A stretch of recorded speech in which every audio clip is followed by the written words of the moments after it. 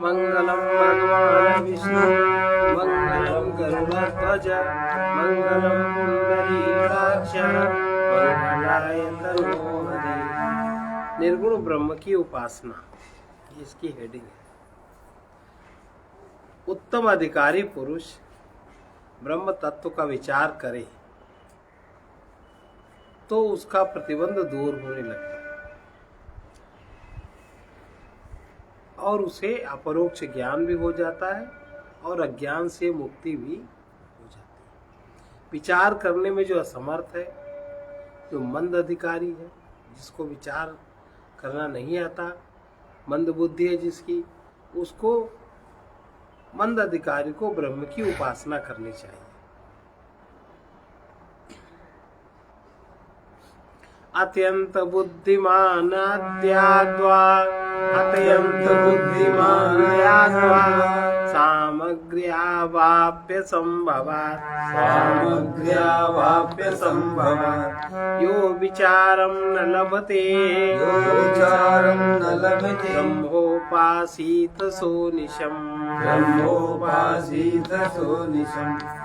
बुद्धि की अत्यंत मंदता, बुद्धि अगर कमजोर है, सामान्यतः बुद्धि ऐसी होती है, अथवा सामग्री के अभाव से जो पुरुष विचार न कर सकता हो, उसके पास कोई सुनने की सामग्री भी नहीं है, माने ब्रह्म क्या है और क्या है, परमात्मा क्या है, ये सब सामग्री उसके पास नहीं है, उसने सुना भी नहीं और उसकी बुद्धि भी बहुत मंद है।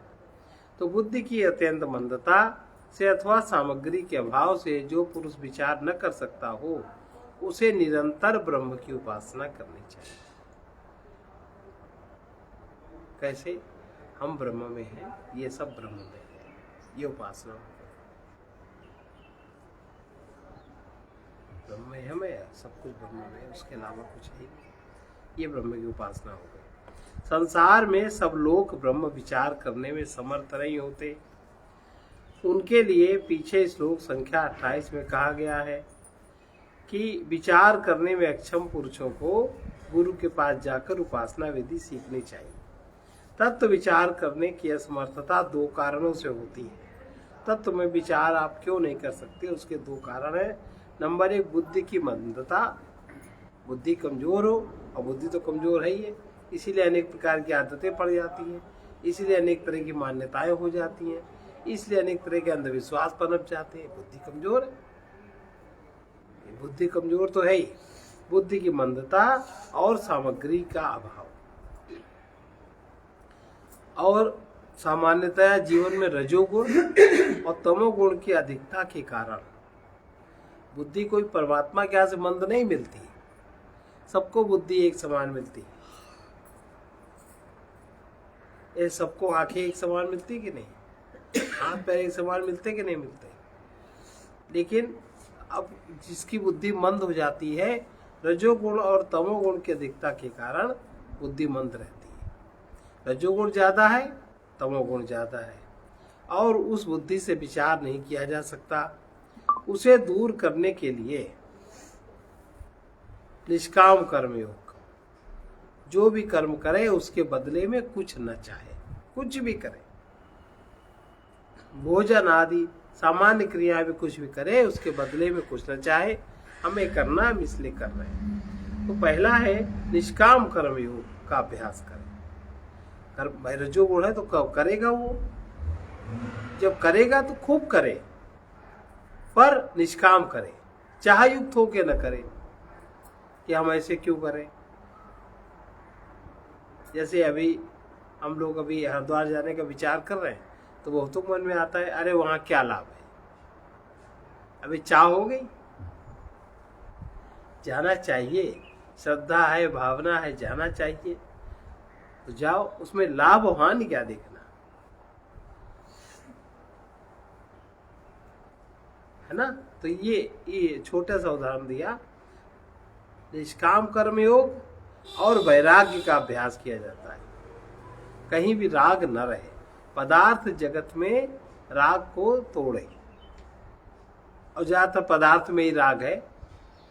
वस्तुओं का उपयोग है व्यक्ति के लिए, जबकि जो जिनका पदार्थों में राग है वो व्यक्ति का उपयोग वस्तु के लिए कर रहे कि नहीं। व्यक्ति बड़ा सस्ता है, वस्तुएं बड़ी महंगी। अब ये उल्टी बात है कि नहीं। कहा एक जड़ पदार्थ, एक कहा बिल्कुल चेतन सत्ता।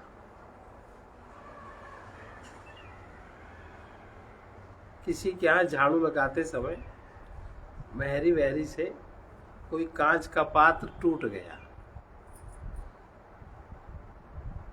तो उसमें उस जो मालिक था उसने बहुत मारा महरी। अभी बुद्धि की जड़ता है, बुद्धि की मंदता है, राग है पदार्थ से, और उसने अगर जानबूझ के तोड़ा होता तो रोजे टूटे। वो हो जाता है, टूट जाता है, गिर जाता है, किसी से भी हो सकता है, दुर्घटना है। लेकिन ये जड़ता बुद्धि की, राग इतना ज्यादा, पदार्थ में इतना ज्यादा राग है, पदार्थ में इतना ज्यादा राग है कि जिसकी कोई कल्पना नहीं। एक बीमारी है। तो वैराग्य का अभ्यास किया जाता है। निष्काम कर्म योग का अभ्यास करें और वैराग्य का अभ्यास करें। ये दो साधन गुरुजन बताते हैं। विचार की सामग्री क्या होगा? जो श्रोत्रिय हो, ब्रह्मनिष्ठ गुरु, वेदांत शास्त्र, देश और काल की अनुकूलता आदि है। सामग्री क्या है? विचार की सामग्री क्या है? श्रोत्रिय ब्रह्मनिष्ठ गुरु। सबसे पहले गुरु जो आपका मार्गदर्शक है बहुत उत्तम होना चाहिए, श्रोत्रिय होना चाहिए, ब्रह्मनिष्ठ होना चाहिए, धननिष्ठ नहीं होना चाहिए, कामनिष्ठ नहीं होना चाहिए, स्वार्थनिष्ठ नहीं होना चाहिए, ब्रह्मनिष्ठ होना चाहिए और श्रोत्रिय होना चाहिए। ब्रह्मनिष्ठ गुरु, वेदांत शास्त्र, देश और काल की अनुकूलता आदि सब विचार की सामग्री है। तीक्ष्ण बुद्धि के पुरुष भी इस सामग्री के अभाव में तत्व विचार नहीं कर सकते। बहुत बुद्धि तीक्ष्ण है। अगर आपके पास ये सामग्री नहीं है, श्रोति ब्रह्मनिष्ठ गुरु नहीं है, वेदांत शास्त्र नहीं है, देश और काल आप नहीं समझते, तो तीक्ष्ण बुद्धि वाला पुरुष भी विचार नहीं कर सकता, तत्व विचार नहीं कर सकता। इसके विपरीत यह सब सामग्री उपलब्ध रहने पर भी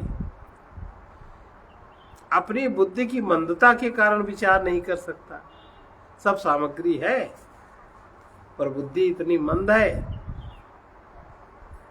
कि कितना ही गुरु बढ़िया होता है और हम उसके आसपास अपने मन की अनुकूलता ढूंढते हैं। हम जो चाहते हैं वो हो जाए। अगर कोई बड़ा सिद्ध महात्मा है, बहुत बड़ा महात्मा है, तो हमने जो चाहा वो हमको मिल जाना चाहिए। भाई सिद्ध महात्मा है वो तो तुम चाहो न चाहो, जो होना है सो होगा ही, लेकिन तुम्हारे चाह के ने तुम्हारे को प्रतिबंधित कर दिया। आप में प्रतिबंध आ गया, सामने एक पर्दा आ गया। अब पर्दा में आप समझ नहीं सकते।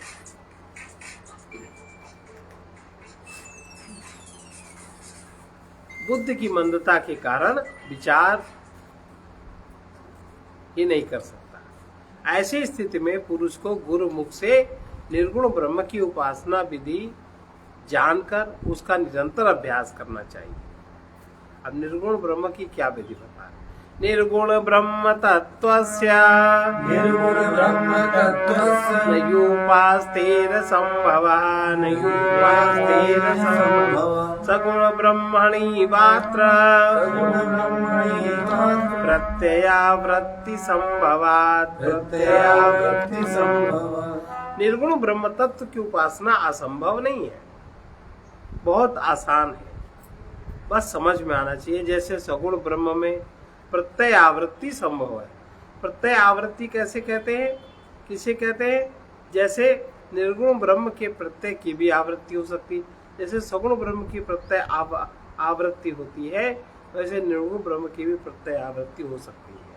निर्गुण ब्रह्म की उपासना असंभव न समझनी चाहिए। सगुण ब्रह्म की उपासना की भांति निर्गुण ब्रह्म की भी उपासना हो सकती है। उपासना में प्रत्यय की आवृत्ति की जाती है।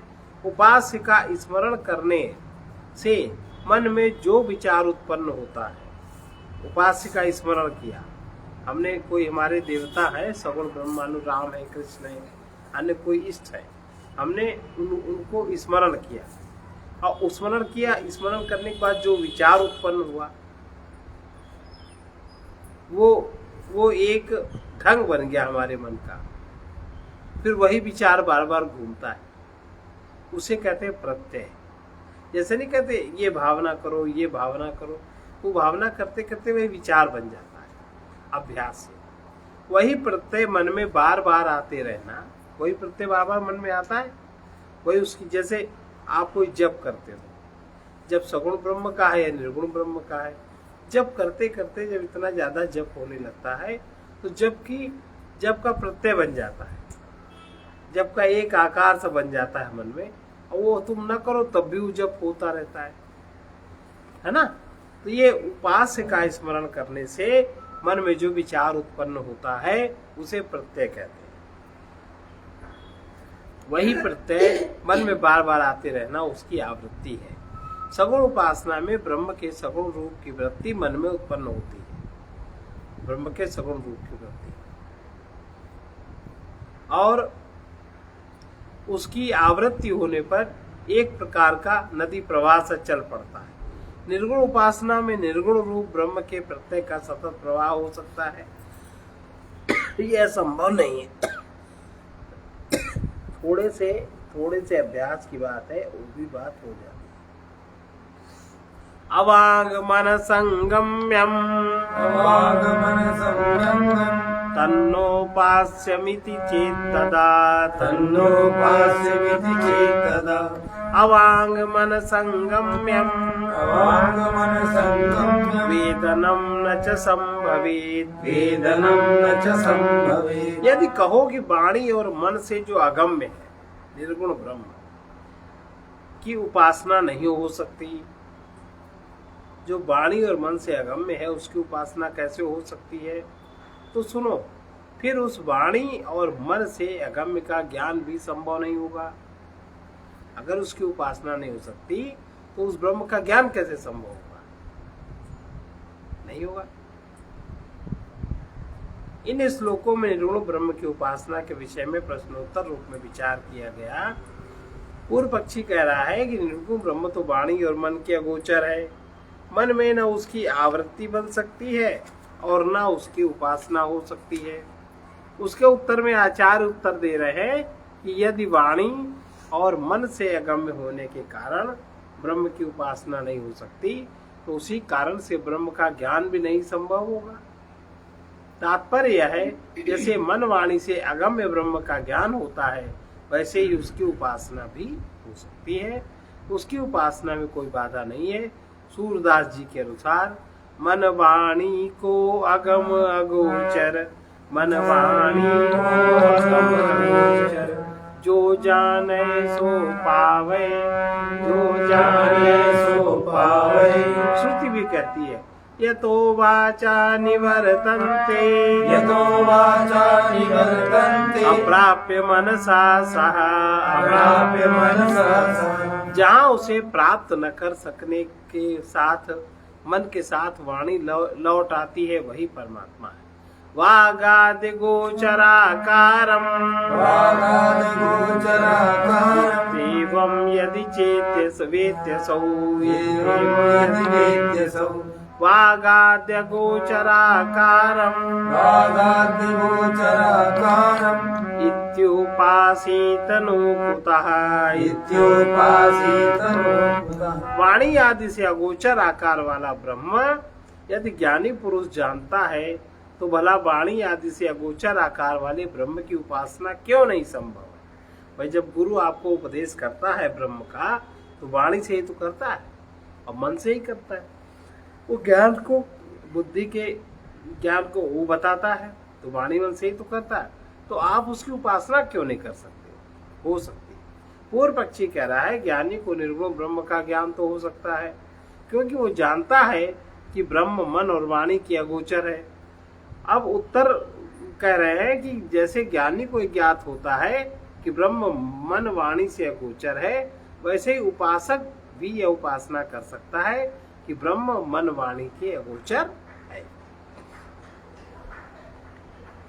आचार्य जी ने इसमें स्पष्ट कर दिया निर्गुण ब्रह्म की उपासना कैसे की जाती है।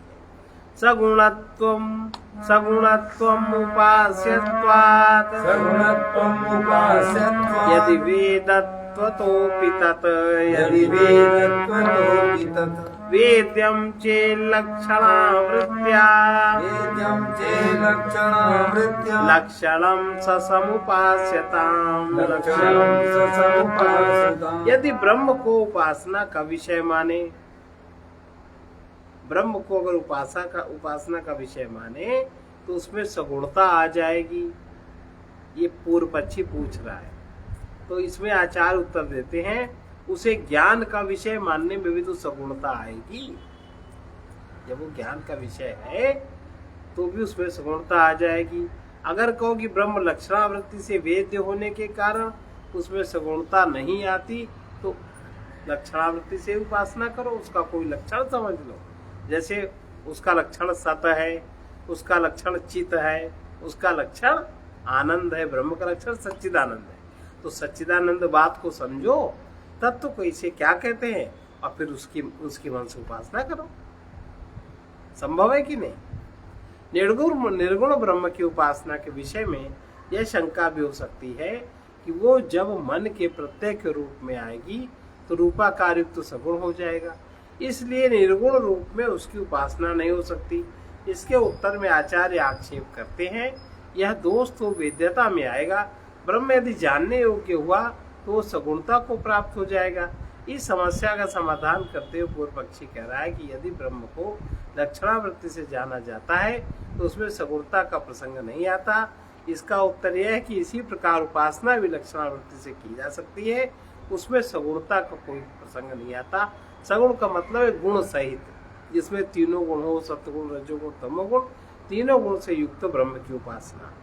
अब तीनों गुण से युक्त ब्रह्म की उपासना तो कहीं आपकी काली जी है, कहीं आपके भगवान विष्णु है, कहीं आपके शंकर है, कहीं आपके सूर्य हैं, कहीं आपके चांद है। ये सब तीनों गुण से युक्त है। और ब्रह्म में और इनके अपने प्रतीक है। ब्रह्म का प्रतीक क्या है? सच्चिदानंद। निर्गुण है, उसमें कोई गुण नहीं है। सत है, सबके साथ बराबर है।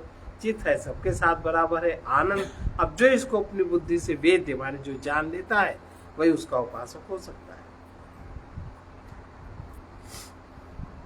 मैं मन वाणी से परे अरूप और असंग हूं।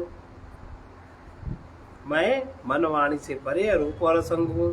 इस प्रकार उपासना की जा सकती है क्योंकि आत्मा स्वयं प्रकाश स्वरूप और अपने से अभिन्न है। आत्मा की उपासना, आत्मा ब्रह्म की उपासना करने के लिए आपसे अलग जो पदार्थ है आप उसको अलग होके देखो, हो गई ब्रह्म की उपासना। ब्रह्म विद्धि तदेव त्वम्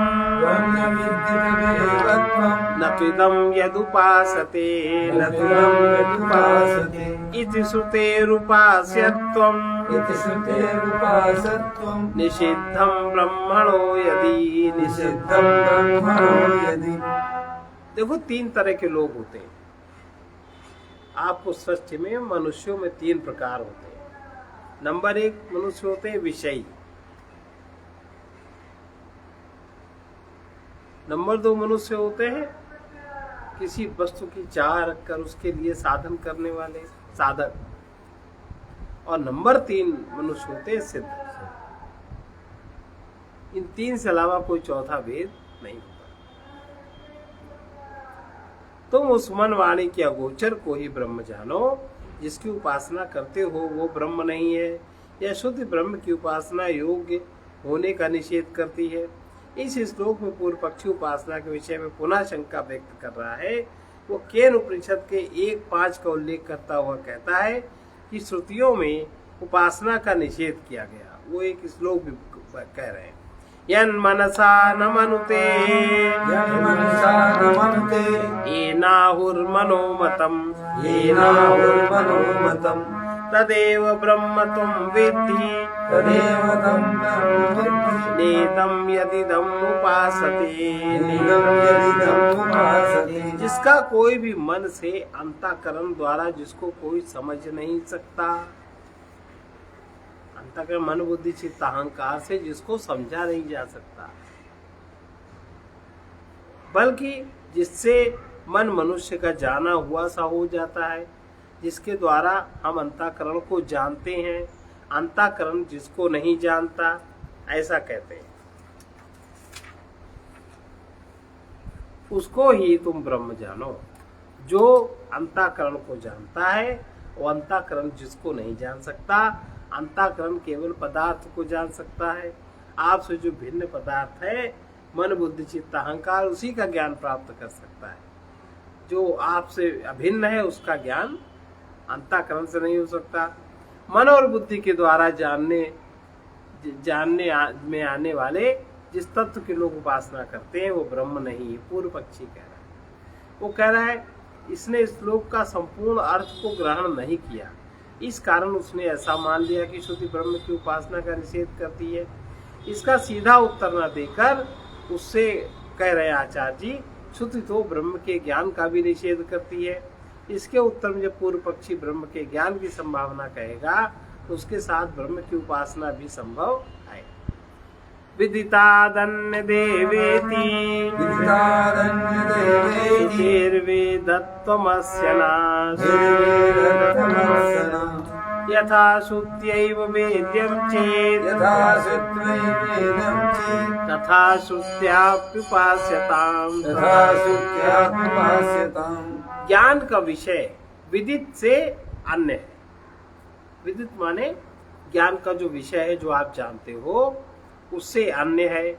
इस श्रुति से ब्रह्म की वेद्यता का निषेध नहीं किया जा सकता। ब्रह्म वेद्य है, संवेद्य है, उसकी संवेदना आपको हो सकती है।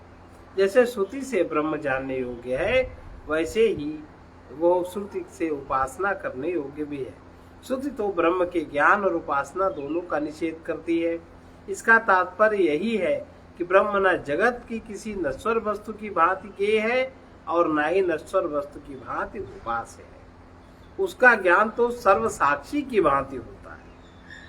ब्रह्म का ज्ञान सर्व साक्षी की भांति होता है और उसकी उपासना भी सर्व साक्षी की भांति होती है। भाई जो उपासना आप करेंगे सर्व साक्षी की तरह, तो उपासना करते करते ज्ञान भी जागृत हो जाएगा, तब आपको उसका अभ्यास नहीं करना पड़ेगा। इस श्लोक में जो श्रुति उद्धृत की गई है वो भी केनोपनिषद की है। अन्य देव तद विदितादयो अविदिता दधि अविदिता, वो जानने में आने वाले पदार्थ समुदाय से भिन्न है और ना जानने में आने वाले से भी ऊपर है। इस श्रुति पर विचार करने से स्पष्ट हो जाता है कि ब्रह्म संसार की वस्तुओं की भांति जानने में आने वाला नहीं है, किंतु फिर भी वो जाना तो जाता है। वो ज्ञेय और अज्ञेय सभी वस्तुओं के ज्ञाता रूप में तो जाना जाता है। ब्रह्म की उपासना भी इसी प्रकार करनी चाहिए, उसमें कोई बाधा नहीं। अवास्तवी वेद्यता चेद उपास्यत्वं तया न किम् वृत्तिर्व्याप्तिर्वेद्यता चेत् उपास्यत्वेऽपि तत्समम्। यदि कहो कि वेद्यता अवास्तविक है, जो आपको वेद्यता होती है वो अवास्तविक है, वो सत्य नहीं है, तो उपासनी भी अवास्तविक क्यों न होगी, उपासना भी अवास्तविक होगी। यदि कहो वेद्यता वृत्ति व्याप्ति रूप है, तो उपासना भी वैसे ही समझना चाहिए।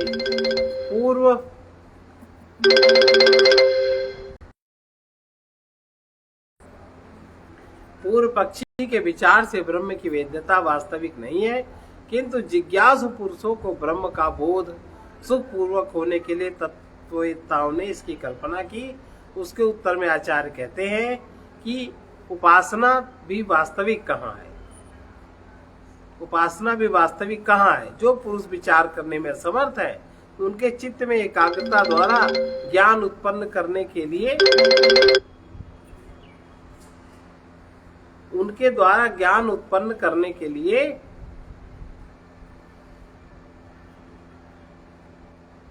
उपासना भी वास्तविक नहीं है। जो पुरुष विचार करने में असमर्थ है, उनके चित्त में एकाग्रता द्वारा ज्ञान उत्पन्न करने के लिए उपासना की विधि कल्पित की गई है।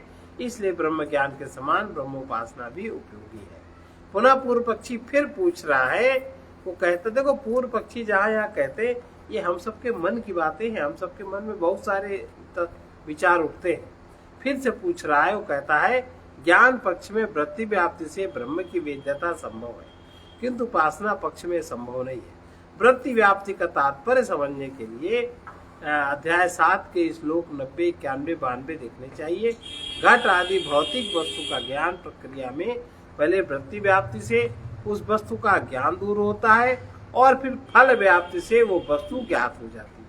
फल माने चिदाभास का प्रकटीकरण, और वृत्ति माने बुद्धि में वो वृत्ति का उदय होना। फिर जब चिदाभास प्रकट होता है तो उस वस्तु का ज्ञान हो जाता है। ठीक है। वस्तु जड़ होने के कारण उसे प्रकाशित करने के लिए चिदाभास द्वारा फल व्याप्ति होना आवश्यक है, किंतु ब्रह्म का ज्ञान केवल वृत्ति व्याप्ति से ही होता है। वहां फल व्याप्ति की जरूरत नहीं, क्योंकि ब्रह्म खुद ही ज्ञान स्वरूप है। फल व्याप्ति की आवश्यकता नहीं होती, क्योंकि ब्रह्म स्वयं ही चेतन स्वरूप ज्ञान स्वरूप है। पूर्व पक्षी के प्रश्न का उत्तर देते हुए आचार्य कह रहे हैं, जैसे वृत्ति व्याप्ति से ब्रह्म का ज्ञान होता है, वैसे वृत्ति व्याप्ति से उसकी उपासना भी हो सकती है। इसमें कोई कठिनाई नहीं समझनी चाहिए। काते भक्ति रूपास्तौ चेत कस्ते द्वेषस्तदीर्य मना भावो न वाचोस्याम बहुश्रुतिषु दर्शनात्। आपको उपासना में इतनी भक्ति क्यों है, आप ही बताओ। आपको इसमें क्यों द्वेष है? ये मत कहो कि उसमें प्रमाण का भाव है, क्योंकि बहुत सी श्रुतियों में उपासना दिखाई देती है। पूर्व पक्षी पुनः पूछ रहा है कि आप उपासना का, निर्गुण उपासना का इतना समर्थन क्यों कर रहे हैं, क्योंकि इसमें आपकी इतनी प्रीति क्यों है। आचार्य कहते हैं, मुझे तो उपासना और ज्ञान दोनों से प्रीति है, किंतु तुम्हें उपासना से क्या द्वेष है। पूर्व पक्षी कहता है, ब्रह्म ज्ञान तो श्रुति प्रतिपादित है, किंतु उपासना उसके लिए प्रमाण नहीं। ब्रह्म ज्ञान तो श्रुतियों में लिखा इसलिए है, उपासना का कोई प्रमाण नहीं है, इसलिए मैं उसे स्वीकार नहीं करता।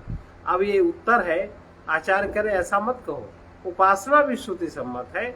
बहुत सी श्रुतियों में उपासना करने के लिए कहा गया है, इसलिए निर्गुण ब्रह्म की उपासना का निषेध तुम्हें नहीं करना चाहिए।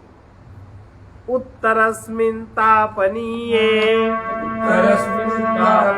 शैव प्रश्नेथ काठके माण्डुक्यादौ च सर्वत्र निर्गुणोपास्तिरीरिता। उत्तर तापनी उपनिषद में, शैव प्रश्न में, कठोपनिषद में, मांडूक्यादि उपनिषद में ओंकार की उपासना का वर्णन है। मांडूक्य उपनिषद में सर्वत्र निर्गुण ब्रह्म की उपासना की गई।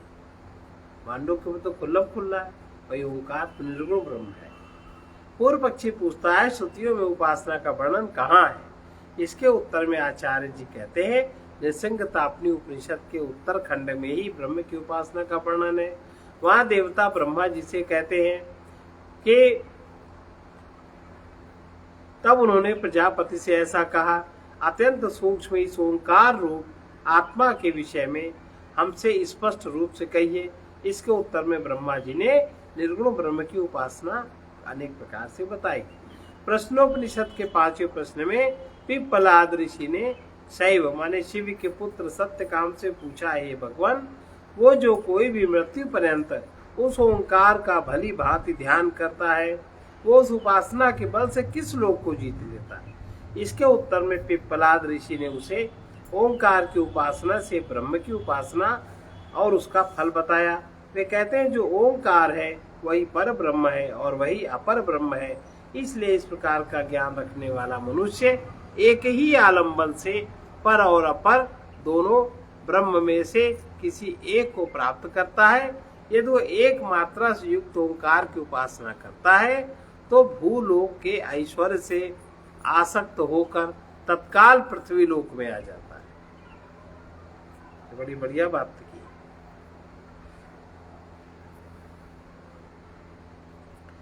इस प्रकार का ज्ञान रखने वाला जो ओंकार है वही परब्रह्म है और वही अपर ब्रह्म है।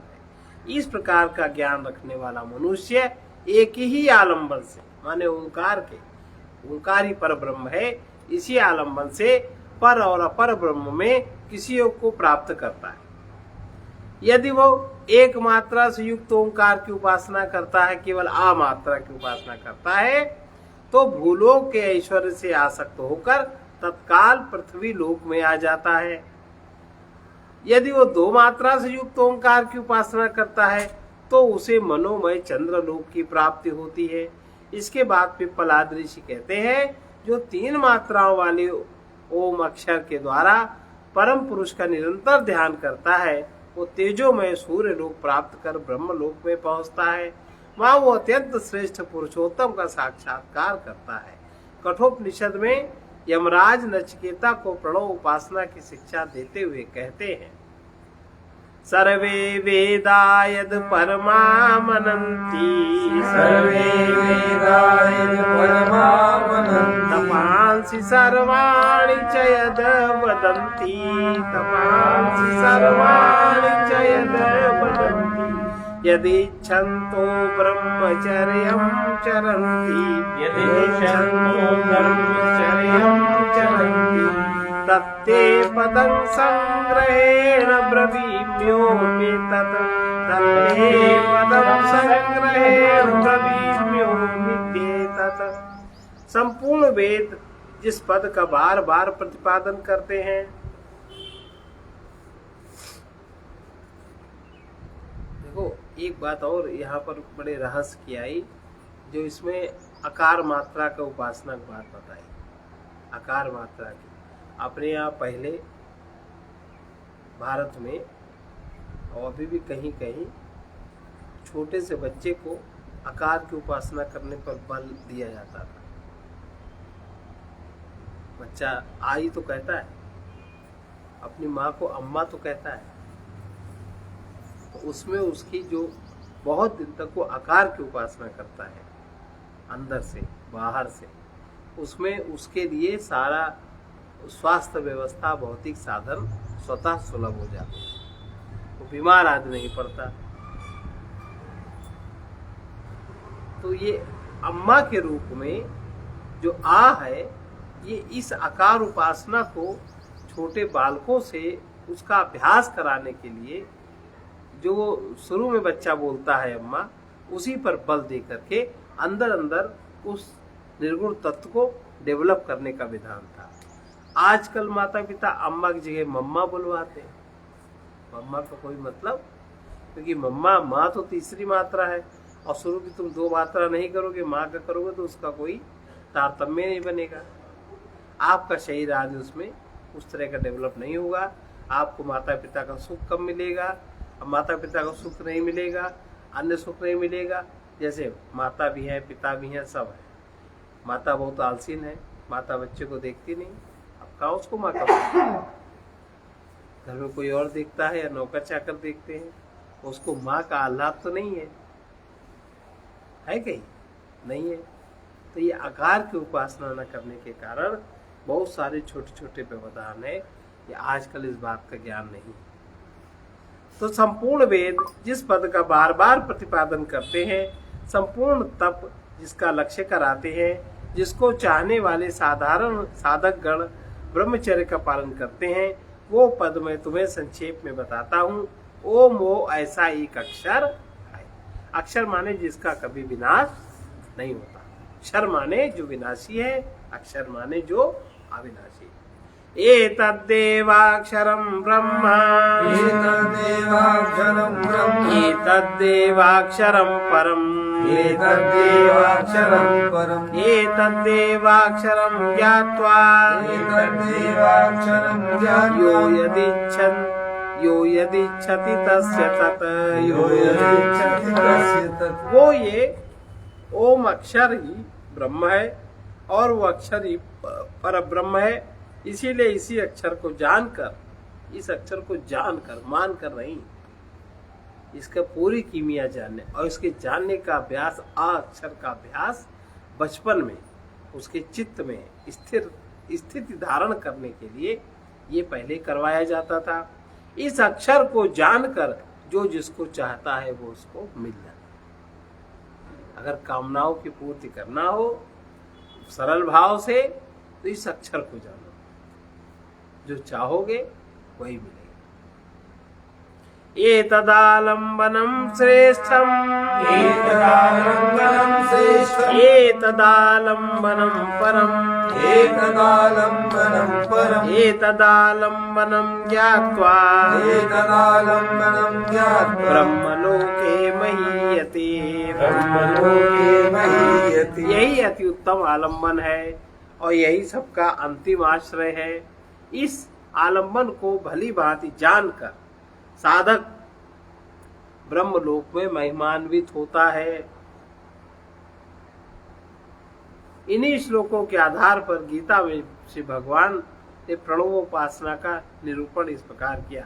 यदक्षरं वेद विदो वदन्ति यदक्षरं वेद विदो वदन्ति विशन्ति यद्यतयो वीतरागाः विशन्ति यद्यतयो वीतरागाः यदिच्छन्तो ब्रह्मचर्यं चरन्ति यदिच्छन्तो ब्रह्मचर्यं चरन्ति तत्ते पदं संग्रहेण प्रवक्ष्ये। तत्ते परं संग्रहेण प्रवक्ष्ये। वेदज्ञ, वेद को जानने वाले जिसे अविनाशी कहते हैं, वीतराग यति जिसमें प्रवेश करते हैं, और जिस परम पद को चाहने वाले लोग ब्रह्मचर्य का पालन करते हैं, उस परम पद को मैं तेरे लिए संक्षेप में कहता हूँ। सर्वद्वाराणि संयम्य सर्वद्वाराणि संयम्य मनोरथि निरुद्य च मनोरथि निरुद्य च मूर्ध्यायात्मनः प्राणम् मूढायात्मनः प्राणम् आस्थितो योगधारणम् आस्थितो योगधारणम्। सब इंद्रिय द्वारों को रोककर तथा मन को हृदय देश में स्थिर करके प्राण को मस्तक में स्थापित करके आत्मचिंतन की योग धारणा में लगना चाहिए। ओम इत्येकाक्षरं ब्रह्म ओम इत्येकाक्षरं ब्रह्म व्यावरन् मामनुस्मरन् व्यावरन् मामनुस्मरन् यः प्रयाति त्यजन् देहम् यः प्रयाति त्यजन्ते स याति परमां गतिम्। स याति परमां गतिम्। जो पुरुष ओम इस एक अक्षर रूप ब्रह्म का उच्चारण करता हुआ और मेरा चिंतन करता हुआ शरीर को त्याग कर जाता है, वो पुरुष परम गति को प्राप्त होता है। संपूर्ण मांडूक्य उपनिषद ओंकार की उपासना का ही वर्णन करता है। उसका आरंभ इस प्रकार है। ओमित्येतदक्षरमिदम् ओमित्येतदक्षरमिदम् सर्वं तस्योपख्यानम् सर्वं तस्योपव्याख्यानम्। ओम ही अविनाशी परमात्मा है, यह समस्त जगत उसका ही उपव्याख्यान है, अर्थात उसकी निकटतम महिमा का लक्ष्य करने वाला है। संपूर्ण जगत ओंकार की महिमा का गान कर रहा है, पर इसको जिनके दृष्टि हो उसको दिखाई पड़ता है। अज्ञानी लोग, मोही लोग इसको मैं मेरा करके उसमें छोटे से अपने मानसिक वृत्ति में डूब जाते हैं। लेकिन जो ज्ञानी जन है वो इस संपूर्ण जगत को देखते हुए ओंकार की महिमा का लक्ष्य कराने वाले हैं, उसको समझते हैं।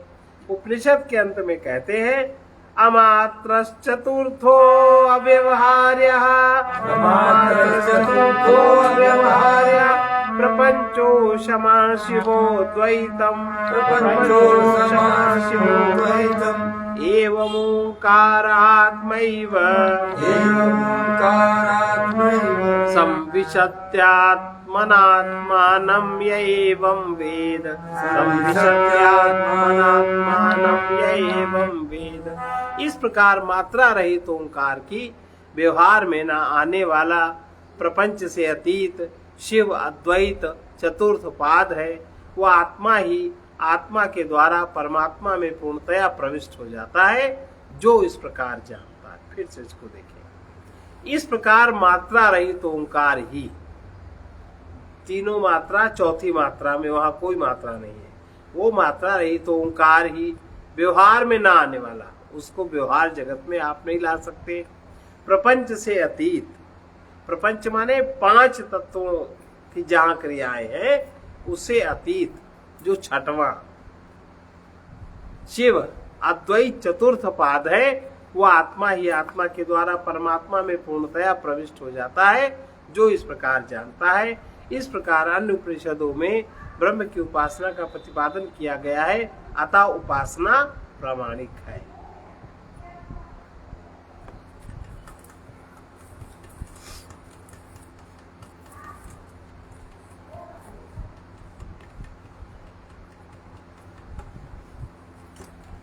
जो खोजते हैं पाएंगे वो ध्यान किसी दिन, जो खोजते हैं पाएंगे वो ज्ञान किसी दिन।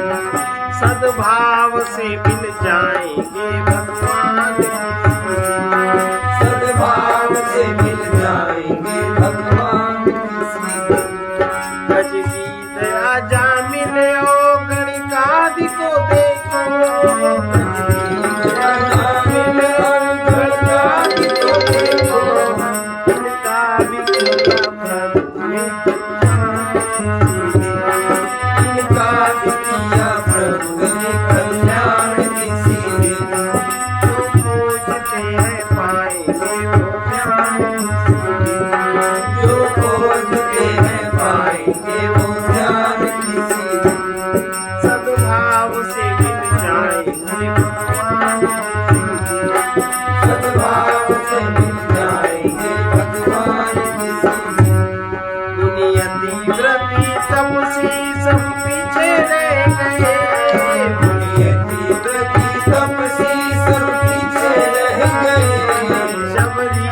घर में हो गए मेहमान, सबरी के घर में हो गए मेहमान किसी दिन। सद्भाव से मिल जाएंगे सद्भाव से मिल जाएंगे भगवान किसी दिन। सुनते हैं वे हृदय की सच्ची पुकार को, सुनते हैं वे हृदय की सच्ची पुकार को। दिखलाएंगे पल अपना हृदय गान किसी दिन, दिखलाएंगे पल अपना हृदय गान किसी दिन। जो खोजते हैं पाएंगे वो ध्यान किसी दिन। जो खोजते हैं पाएंगे वो ज्ञान किसी दिन।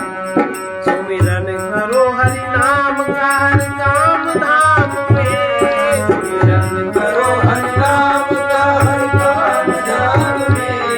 होगा सभी दुखों का अवसान किसी दिन। होगा सभी दुखों का अवसान किसी दिन। जो खोजते हैं पाएंगे वो ध्यान किसी दिन। जो खोजते हैं पाएंगे वो ज्ञान किसी दिन। मिल जाते पथिक प्राणनाथ प्रेम भाव में, मिल जाते पथिक प्राणनाथ प्रेम भाव से। अपने कोई कर देते हैं वो दान किसी दिन। अपने को ही कर देते हैं विधान किसी दिन। जो खोजते हैं पाएंगे वो ध्यान किसी दिन। जो खोजते हैं पाएंगे वो ज्ञान किसी दिन। सद्भाव से मिल जाएंगे भगवान किसी दिन। सद्भाव से मिल जाएंगे भगवान किसी दिन। इसका संत वचन है, सभी प्रकार की चाह शरीर भाव धारण करने से ही उत्पन्न होती है। चाह से कर्म का जन्म होता है। चाह मिटते ही ईश्वर से मानी हुई दूरी का तथा संसार से माने हुए संबंध का अंत हो जाता है। सर्वे भवन्तु सुखिनः, सर्वे भवन्तु सुखिनः, सर्वे सन्तु निरामयाः, सर्वे सन्तु निरामयाः, सर्वे भद्राणि पश्यन्तु, सर्वे भद्राणि पश्यन्तु, मा कश्चित् दुःखभाग् भवेत्। मा कश्चित् दुःखभाग् भवेत्। कृष्णाय वासुदेवाय, कृष्णाय वासुदेवाय, हरे परमात्मने, हरे परमात्मने, प्रणतक्लेशनाशाय, प्रणतक्लेशनाशाय, गोविन्दाय नमो नमः। गोविन्दाय नमो नमः। असतो मा सद्गमय, असतो मा सद्गमय, तमसो मा ज्योतिर्गमय मृत्योर्मामृतं गमय मृत्योर्मामृतं गमय ॐ पूर्णमदः पूर्णमिदं पूर्णात् पूर्णमुदच्यते पूर्णस्य पूर्णमादाय पूर्णमेवावशिष्यते ॐ शान्ति शान्ति शान्ति